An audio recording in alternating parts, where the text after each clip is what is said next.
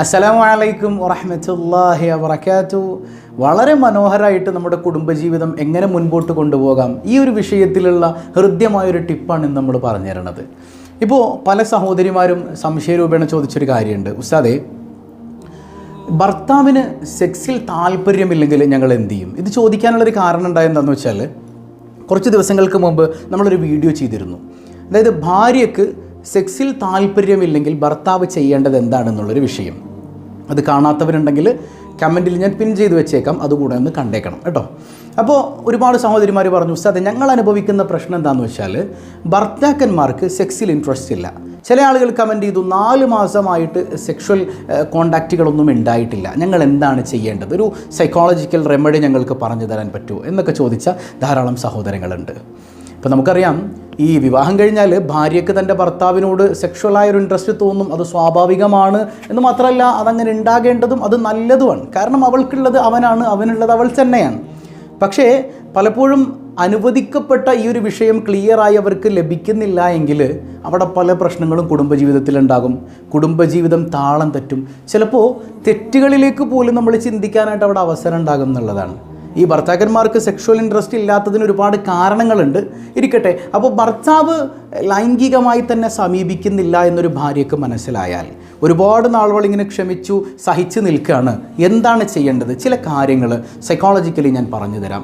ഇത് ലൈഫിൽ നിങ്ങളൊന്ന് അപ്ലൈ ചെയ്ത് നോക്കൂ.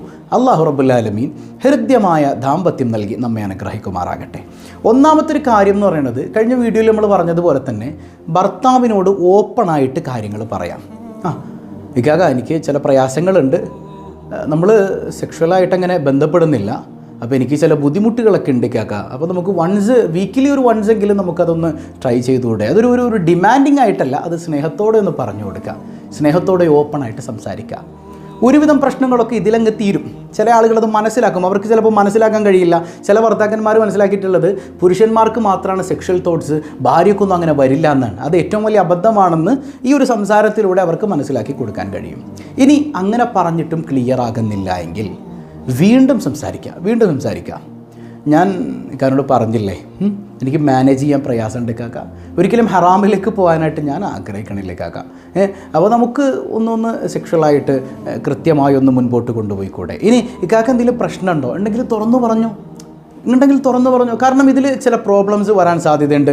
ചിലപ്പോൾ അവർക്ക് ഉദ്ധാരണ പ്രശ്നങ്ങളുള്ളത് കൊണ്ടാകാം. ഉദാഹരണ പ്രശ്നങ്ങളുള്ളത് കൊണ്ട് ഇതിൽ നിന്ന് പിന്തിരിഞ്ഞ് നിൽക്കുന്നവരാകാം. ചില ആളുകൾക്ക് എനിക്ക് ടൈം കിട്ടുമോ, എനിക്ക് ആ ഒരു പേടി കൊണ്ട് സെക്ഷുവൽ റിലേഷനിലേക്ക് വരാത്തവരായിരിക്കാം.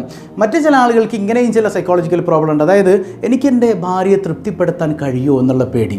അതായത് എൻ്റെ സെക്ഷുവൽ റിലേഷൻഷിപ്പിലേക്ക് കയറിയിട്ട് അവളെ തൃപ്തിപ്പെടുത്താൻ കഴിഞ്ഞില്ല എങ്കിൽ അവൾക്ക് എന്നോടുള്ള താല്പര്യം ഇല്ലാതാകുമല്ലോ, ഞാനൊരു മോശം ഭർത്താവാണെന്ന് അവൾ ചിന്തിക്കുമല്ലോ എന്നുള്ള തോട്ട്സൊക്കെ കൊണ്ട് ഈ ഒരു സെക്ഷൽ തോട്ട്സ് പോലും വരാത്ത ഒരുപാട് ഭർത്താക്കന്മാരുണ്ട് എന്നുള്ളതൊരു സൈക്കോളജിക്കൽ സ്റ്റഡിയാണ് ഞാൻ പറയുന്നത്. അപ്പോൾ ഇങ്ങനെ ഒരുപാട് പ്രശ്നങ്ങളൊക്കെ ഉണ്ട്. ഇതൊരിക്കലും മാറ്റിയെടുക്കാൻ പറ്റാത്ത വിഷയങ്ങളൊന്നുമല്ല. ഇപ്പോൾ തലവേദന വന്ന ഡോക്ടറെ കാണിക്കുന്നത് പോലെ ഇങ്ങനെ ഉള്ള വിഷയങ്ങൾക്ക് കൃത്യമായ മരുന്നുകളുണ്ട്, ട്രീറ്റ്മെൻറ്റുകളുണ്ട്.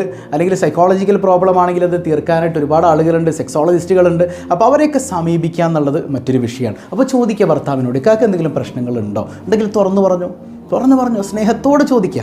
അത് ഇക്കാക്ക് എന്തെങ്കിലും പ്രശ്നമുണ്ടോ എന്ന് പറഞ്ഞേ എന്നും പറയരുത്, സ്നേഹത്തോടെ സമീപിക്കുക. ഇനി 2 പേരും കൂടെ ഒരുമിച്ച് പോയി കാണുകയാണെങ്കിൽ അങ്ങനെ അല്ല, ഭർത്താവ് പറയുന്നത് എടീ ഞാൻ പോയി കണ്ടോളാം. ചിലപ്പോൾ ചില ആളുകൾക്ക് ഒരു നാണമൊക്കെ ഉണ്ടാകും.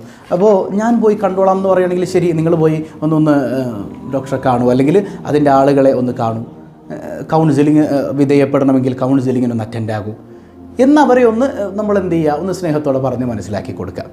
ഇനി മറ്റൊരു വിഷയം, ഇനിയും റെഡിയാകുന്നില്ല എങ്കിൽ, ഇതിനൊന്നും അവർ തയ്യാറാകുന്നില്ല എങ്കിൽ അവരോട് തുറന്നു പറയാം, ഭർത്താവിനോട് പറയാം, ഇക്കാക്ക് ഇനി എനിക്ക് പിടിച്ചേക്കാൻ പറ്റില്ല, ഞാൻ വീട്ടുകാരോട് വിളിച്ച് പറയും, ഞാൻ എൻ്റെ വീട്ടുകാരോട്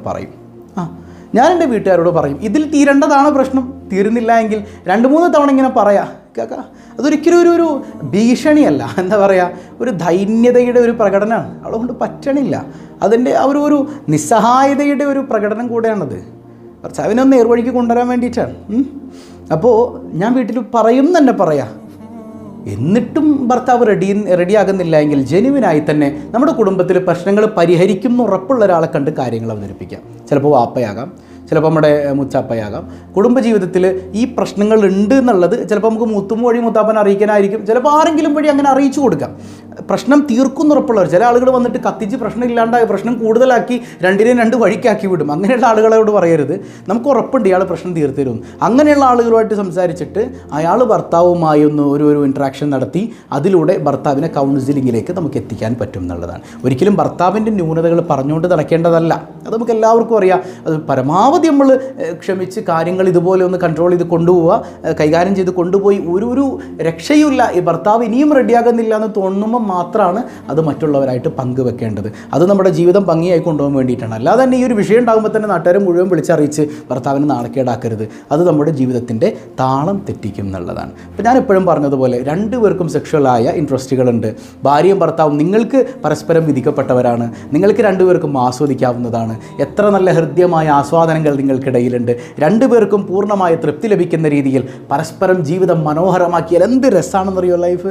അതുപോലെ ഒന്ന് ആസ്വദിച്ച് ജീവിക്കുന്നേ, രണ്ടുപേരുടെയും സംതൃപ്തി ഉറപ്പാക്കണം. അതുകൊണ്ട് തന്നെ സെക്ഷൽ ടോക്കുകൾ നിങ്ങൾക്കിടയിൽ ഉണ്ടാകണം. രണ്ടുപേരും ഈ വിഷയങ്ങൾ ഓപ്പണായി സംസാരിക്കുന്ന ആളുകളായി മാറിയാൽ തന്നെ ഒരുവിധം പ്രശ്നങ്ങളൊക്കെ തീർന്നു കിട്ടും. ഏതായാലും ഈ ഒരു വിഷയത്തിൽ നിങ്ങളുടെ ഡൗട്ട് ക്ലിയർ ആയിട്ടുണ്ടാകുമെന്ന് കരുതിയാൽ മറ്റൊരു വിഷയമായിട്ട് ഇത്തരം ഹെൽത്ത് ടിപ്സ് അല്ലെങ്കിൽ ഫാമിലി ടിപ്സായിട്ടൊക്കെ നമുക്ക് മറ്റൊരിക്കൽ വരാം. അല്ലാഹു റബ്ബുൽ ആലമീൻ ഹൃദ്യമായ ദാമ്പത്യം നൽകി അനുഗ്രഹിക്കട്ടെ. അസ്സലാമു അലൈക്കും വറഹ്മത്തുള്ളാഹി വബറകാതുഹു.